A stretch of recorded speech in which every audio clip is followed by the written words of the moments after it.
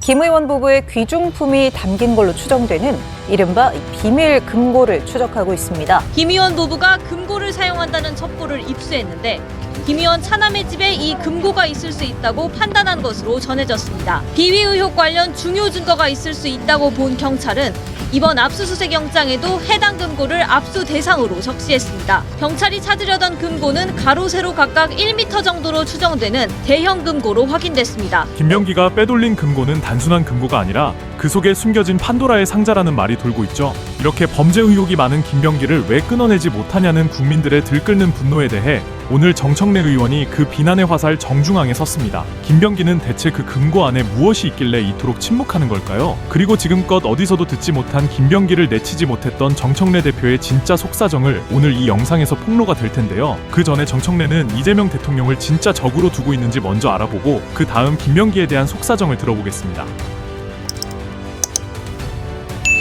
정청래 민주당 대표 박수로 모시겠습니다. 네. 압도적 재미. 그렇습니다. 네. 압도적 친청. 정청래입니다. 본인이. 본인을 사랑하는. 본인이. 그리고 저에게 앞으로 반명이네 비명이네 이런 얘기를 하지 마세요.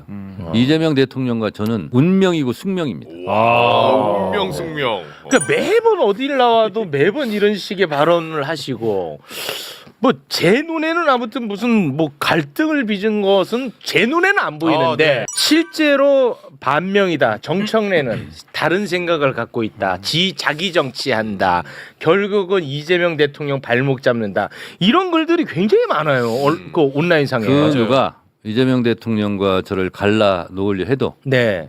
저희들은 안 헤어질 결심을 오랫동안 했고 앞으로도 할 겁니다. 그건 확실합니까? 그렇습니다. 오늘 아침 서울 공항에서도 눈빛으로 확인했습니다. 눈빛. 이러니까 의심을 사는 거야. 눈빛.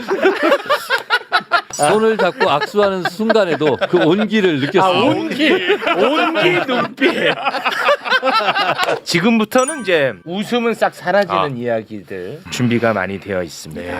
김병기 어제 윤리감찰단에서 제명을 의결을 했습니다. 네. 근데 이렇게 좀 일단락이 되나 싶었습니다만 김병기 의원이 나 이대로 가만히 있지 않겠다.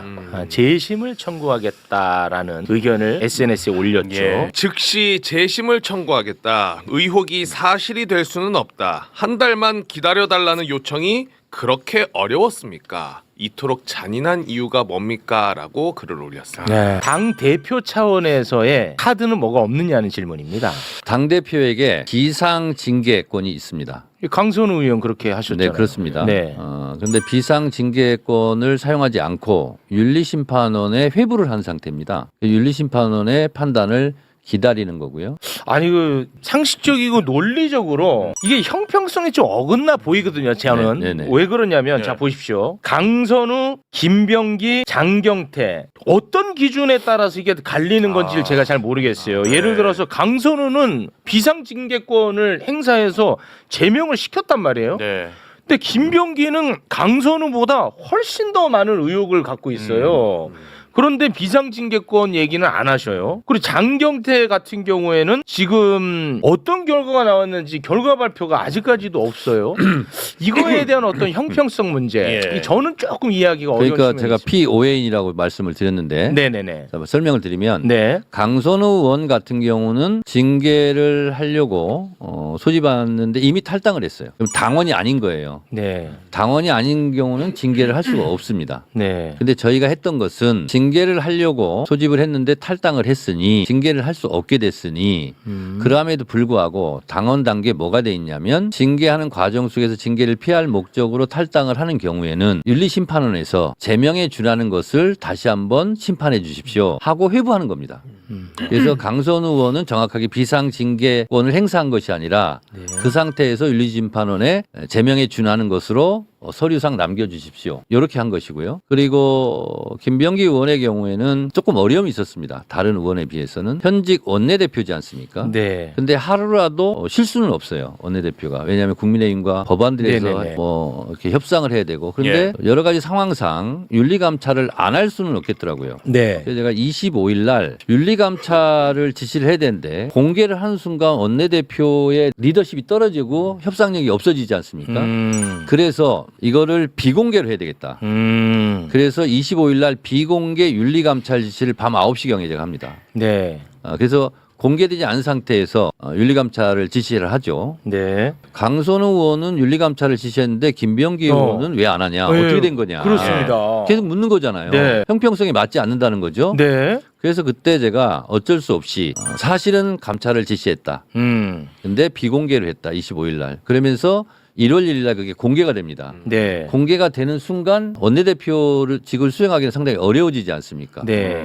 그래서 공개가 됐고 그래서 급히 상경을 해서 1월 1일 밤 늦게 이거를 그럼 어떻게 할 거냐. 그래서 윤리심판원에 징계 요청을 하는 회부를 결정한 거죠. 네. 네, 그렇습니다. 그리고 장경태 의원은 지금 감찰 중에 있고요. 네. 이 문제가 일단 수사를 받은 걸로 알고 있고 그래서 이 부분은 경찰 수사를 좀 지켜봐야 되겠다. 네. 그런 생각이 좀 들어서 윤리 감찰은 계속되고 있고 윤리 감찰을 하게 되면 감찰 보고서가 올라오는데 네. 그것은 아직 결정된 형태로 올라온 것은 없는 상태입니다. 되면 수사 결과를 보고서 징계를 하겠다. 전 그것도 맞는 방법일 수 있다고 네. 봐요. 그러면은 김병기 의원이나 장경태 의원에게도 수사 결과를 그럼 공의 보고서 결론을 해도 맞을 텐데 그게 이제 선우가 안 맞는 부분이 하나가 있고 또 하나는 장경태 의원의 의혹은 한 건이에요.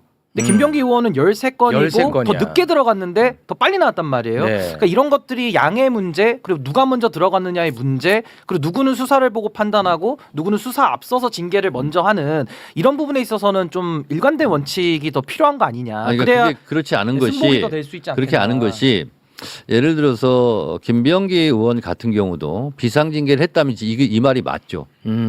근데 둘 다 윤리감찰하고 둘 다 지금 윤리심판원 이렇게 가 있는 상태 아닙니까? 그렇습니다. 그래서 그 차이는 크게는 없는 거예요.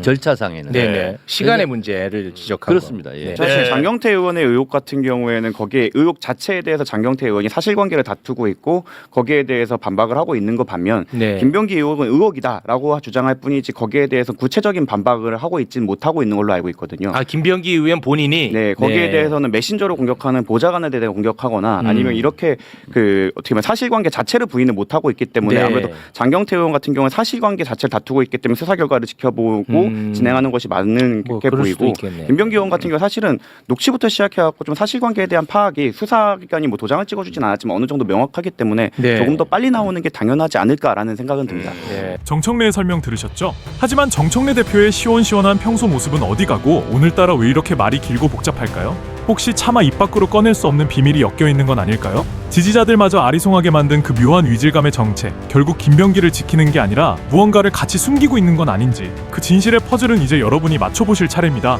여러분의 시원한 사이다 댓글 부탁드리며 여러분의 멤버십 가입이 이 채널의 유일한 독립자금이라 생각하시어 거대 권력이나 외부 압력에 흔들리지 않고 오직 진실만 말할 수 있는 힘을 보태주십시오. 끝까지 시청해주셔서 감사합니다.